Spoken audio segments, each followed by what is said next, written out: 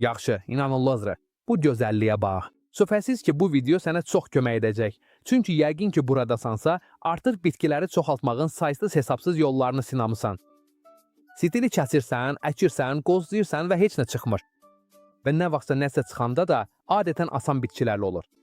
Burada gördüyün isə o kateqoriyaya aid deyil. Bu stillər armud, limon və maqnoliya ağacındandır. Kok atması heç də asan olmayan bitkilərdir və buna baxmayaraq burada tamamilə kok atıblar. Xüsusi bir şeyə görə yox, sadəcə istəyən bir usul istifadə olunduğuna görə belədir. Əgər bura qədər gəlib çıxmısansa və həm asan, həm də çətin bitkilər üçün həqiqi, təbii və etibarlı bir usul axtarırsansa, doğru yerdəsən. İndi isə materiallardan başlayaq. Və əvvəlcədən deyim ki, çox şeyə ehtiyacımız olmayacaq. Birinci, plastik bir vedrə lazımdır. Olcusu fərq etmir. Necə stil artırmaq istədiyindən asılıdır. Bundan başqa qum da lazım olacaq. Bu, silisium qumu, dəniz qumu və ya hətta tikinti qumu ola bilər. Hansını tapsan istifadə edə bilərsən. Amma çox vacibdir ki, qum yaxşıca yuyulmuş və tam təmizlənmiş olsun. Bundan əlavə, pambik, uyudulmuş darçın, bir ədəd aloe vera yarpağı, hidrogen peroksid, bir ciləyici, nazik, təmiz və şəffaf bir parça, həmçinin 2 çay qaşığı soyud yarpağı da lazım olacaq. Bunları isə sonradan su hazırlamaq üçün istifadə edəcəyik, hansı ki, stilləri sulayanda istifadə olunacaq. Soyud yarpaqlarını haradan tapacağını bilmirsənsə, narahat olma, çünki aşağıda təsvir hissəsində haradan əldə edə biləcəyini qeyd edəcəyəm. Amma adətən bunları istənilən bitki aptekində tapmaq olur. İndi isə quma köçürük. Mənim halımda təxminən 5 kilo qumdan istifadə edəcəyəm. Amma sən bunu istifadə etdiyin qabın ölçüsünə uyğunlaşdıra bilərsən. Onu yumaq isə çox asandır. Qumu götürürsən, bir vedriyə tokursan, üstünə su əlavə edirsən, qarışdırırsan və su tamamilə təmiz çıxana qədər bir neçə dəfə suyu dəyişirsən.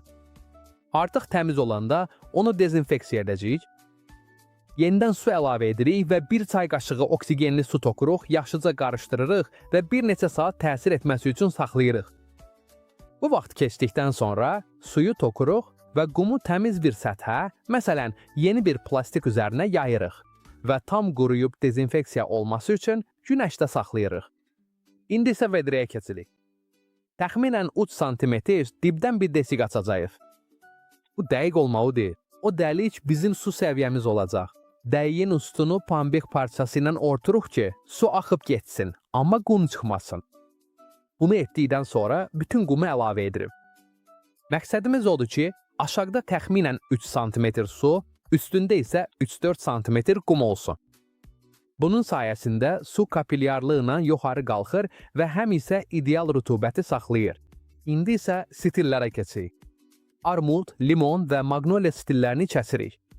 Onları yaxşıca təmizləyirik, lazımsız yarpaqları çıxarırıq və stilləri hazır vəziyyətə gətiririk. İndi bir aloe vera yarpağını götürürük və içindəki gelinə bütün kəsik yerlərini yaxşıca surturuq. Aloe kəsiyi nəmləndirir, fitohormonlar verir və ilk günlərdə qoruyur. Bundan sonra bütün kəsik yerlərinə uyudulmuş darçın əlavə edirik. Darçın güclü təbii antifungal vasitədir və göbələk çürümə problemlərinin qarşısını alacaq. İndi stilləri təxminən 3 sm dərinliyində qumun içinə yerləşdiririk. Ölçməyə ehtiyac yoxdur, sadəcə möhkəm və yaxşı tutulsundan kifayətdir. Və indi əsas hissə gəlir, çünki məhz burada bir çox sistemlər işləməməyə başlayır. İndi təbii fungisi də hazırlayacağıq. 1 litr suya 1 cimdik darçın əlavə edirik, yaxşıca qarışdırırıq və qarışığı qəhvə filtri və ya incə bir parça ilə suzuruq. Stilləri və bütün ətrafı yaxşıca ciliyirik. Bu addım elə də böyük görünmür, amma məhz gələcək bütün prosesləri hazırlayan budur. İndi suvarma suyunu hazırlayacağıq, amma bu dəfə proses biraz fərqlidir. Mən burada suyu qaynatmaq üçün elektrikli qrafin istifadə edirəm, amma bunu problemsiz şəkildə ocaqda bir qazanda da etmək olar. İstifadə etdiyim vasitə fərq etmir. İlk olaraq 1 litr suyu qaynadırıq. O 1 litr suyu qaynamağa gətiririk. Su artıq qaynadıqdan sonra onu bir qrafinə və ya süsə qaba tökürük və ora 2 xörək qaşığı soyud yarpağı əlavə edirik. Və indi qozləmək qalır. Suyu ilik və ya soyuq olana qədər dəmlənməyə qoyuruq. Suyumuz artıq ilik və ya soyuq olanda bütün məzmunu yarpaqları ayırmaq üçün süzgəcdən keçirərək bir qrafinə tökürük. Və indi artıq suzduqdan sonra ona bir çay qaşığı 10 həcmli və ya 3% konsentrasiyalı hidrogen peroksid əlavə edirik. Yəni evdəki tibbi hidrogen peroksidin eynisi. Yaxşıca qarışdırırıq və artıq su hazırdır. İndi isə birbaşa vedrənin bütün səthinə suyu tokuruq. Ta ki əvvəldən açdığımız dəlikdən su çıxmağa başlayana qədər. Su çıxan kimi dayandırırıq. Daha çox əlavə etməyə ehtiyac yoxdur. İndi vedrənin ustunu nazik, təmiz və şəffaf bir parça ilə orturuq. Parçanı biraz isladırıq və sabit bir mikroiqlim yaradırıq. Vedrəni birbaşa günəş şüası düşməyən və külək olmayan bir yerə qoyuruq, çünki külək sirtillərin tərpənməsinə səbəb ola bilər və bu bizim istəmədiyimiz bir şeydir. Əgər ideal temperaturumuz 18 ilə 30 dərəcə arasındadırsa, bu əla olar. Amma belə temperatur yoxdursa, vedrəni bir otağa və ya qaraja apara bilərsən. Və növbəti məqam vacibdir. Çünki indi hər şeyin pozulması ən asan vaxtdır və bunu hiss etməyə bilərik. Baxımı çox sadədir. Hər 3-4 gündən bir parçanı çıxarırıq, təbii göbələk əleyhinə sprey ilə səpirik və yenidən otururuq. Bu cür çoxaltma adətən ayın azalan fazasında edilir. Bu da sehirli bir şey olduğuna görə yox, sadəcə müsahibə olunub ki, bu mərhələdə sirə gövdənin aşağı hissəsində toplanır və bu da kök atmanı asanlaşdırır. Mütləq deyil, amma belə edə bilsən daha yaxşı olar. Və indi, bəli, hamımızın səbirsizliyi ilə gözlədiyi hissəyə çatdıq. Təxminən 6-8 həftə sonra temperaturdan, novdan və səraitdən asılı olaraq nəticə belə olur. Burada artıq slamlarımız tam kök atıb, sağlam, yaxşı formalaşmış və aktiv kökləri var. Gördüyüm bu şey nə təsadüfidir, nə də yalnız bir bitkiyə aid olan bir üsuldur. Və bunu çox aydın şəkildə demək istəyirəm. Bu metod və bu format çox çətin kok atan, kok atmaq istəməyən və adətən müqavimət göstərən bitkilər, ağaclar və meyvə ağacları üçün nəzərdə tutulub.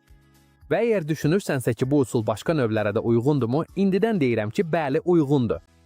Bu sistemlə başqa üsullar uğursuz olduqda belə, çox çətin bitkiləri belə uğurla yetişdirmək mümkündür. İndi artıq stillərimiz kok atıbsa, növbəti addım sadədir, amma vacibdir. Edəcəyimiz isə onları kiçik bir divzəyə köçürməkdir ki, bitki tədricən torpaq kimi bir substrata uyğunlaşsın. Nəzərə al ki, o, indiyə qədər qum və su mühitində boyuyub. Ona görə də bu dəyişikliyi tələsmədən sakit şəkildə etmək lazımdır. Substrat adi universal substrat ola bilər. Yəni adi, xüsusi bir şeyə ehtiyac yoxdur. Stili yerləşdiririk, dibcəyi doldururuq və sadəcə yüngül bir suvarma edirik ki, substrat otursun və köklər torpaqla təmasda olsun. Heç bir halda suyu çox vermək olmaz. Bundan sonra bitkinin uyğunlaşmasına və inkişaf etməyə başlamasına imkan veririk. Və indi, əgər bu üsul sənə kömək olubsa, əvvəlki cəhdlərinin niyə alınmadığını izah edibsə və indi çətin bitki və ağacları necə çoxaltmağı başa düşürsənsə, bunu mənə bildir. Bir bəyənmə bu cür məzmunun ehtiyacı olan daha çox insana çatmasına düşündüyündən daha çox kömək edir. Sualın varsa, düzdür, əgər istəyirsənsə ki, bu usulu başqa bir bitkidə və ya çətin bir meyvə ağacında yoxlayım, səhvlərdə yaz və baxarıq. Və əgər hələ də kanala abunə olmamısansa, abunə ol və zəng işarəsini aktiv et, çünki burada biz həqiqi, təbii və sınaqdan keçmiş usulları paylaşmağa davam edirik ki, bitkilərini itirməkdən əl çəkib nəticə əldə etməyə başlayasan. Gələn videoda görüşərik.